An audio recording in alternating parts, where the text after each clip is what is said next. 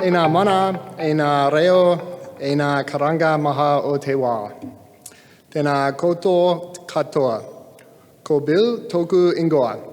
He karanga ho, ru whenua aho mo te puao GNS Science. He tino koa aho ki te korero ki a koutou. No reira, tēnā koutou, tēnā tātoa koutoa. In the last 2 decades, about 250,000 people have been killed by tsunamis. Many, actually most, of these lives could have been saved with additional pre-tsunami education and building of infrastructure and processes around tsunami response. Sorry.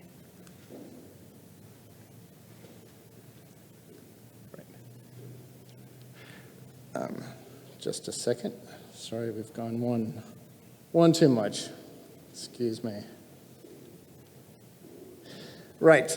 With this additional education and work in the infrastructure of responses, I think we could have done a better job of saving lives.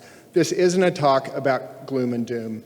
This is actually a talk that I'm delighted to give you over the next few minutes, telling you about work we're doing in Aotearoa, New Zealand, to ensure that over the next 2 decades, this doesn't happen again.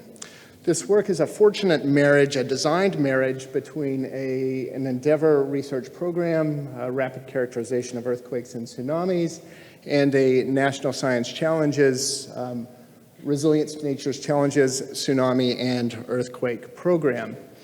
The marriage of these 2 large research programs is allowing us to address the UN's Sustainable Development Goals 14, life under the ocean, 15, life on land because we're dealing with coastal communities, and 17 global partnerships. We've managed to amass a large network of global partners, largely through the infrastructure provided by the UNESCO IOC.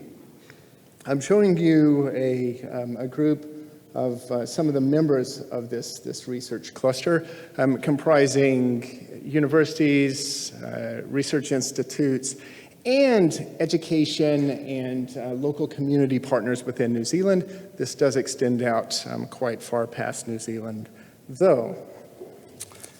We know that New Zealand is exposed to a number of tsunami hazards that happen both close to our shores, local tsunami events, and also at regional distances in the hundreds of kilometers to thousands of kilometers away from our coasts, and also trans-Pacific earthquakes that cause tsunamis across the Pacific, from South America, from the Aleutians up by Alaska, or from Southeast Asia that can impact our shores. This is an example of a forecast that we made in the response to the March 5th earthquake and tsunami we recently had. And this is the output of a prototype of this research program that allowed us to forecast the wave prior to a lot of the impacts on the northern shores of New Zealand. This is very much a manual process at present time, and one of the purposes of our research program is to develop this into a more automated process so we can use this much quicker and with much higher accuracy. To do that, we're working together with Northland communities to create state-of-the-art monitoring capabilities to provide us with this better early warning.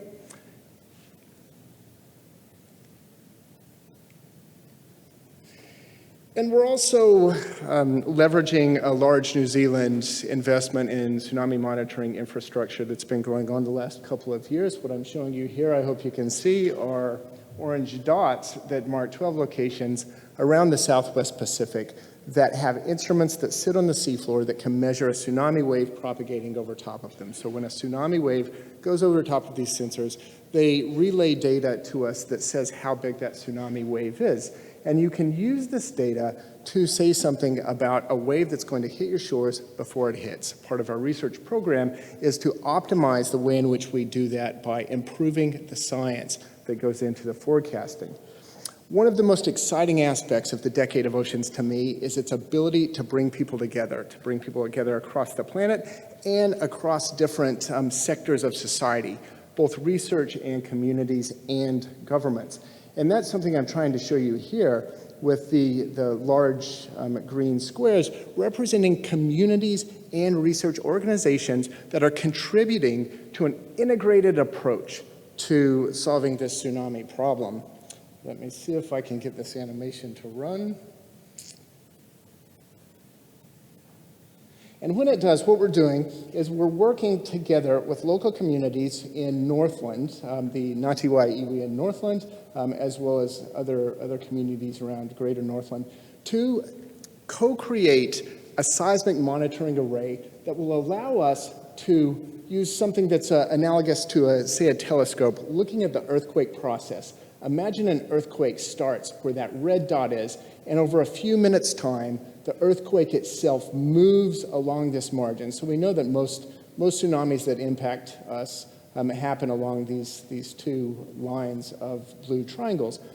So we're designing something in Northland to point to this process as it's happening, and we're teaming together with Geoscience Australia and partners in Australia to do the same thing from Australia, as well as partners in the Southwest Pacific to look at this process, to combine in an integrated system the seismic information, the ground shaking information from the earthquake, and the ocean wave measurements from the DART array to produce better early warning.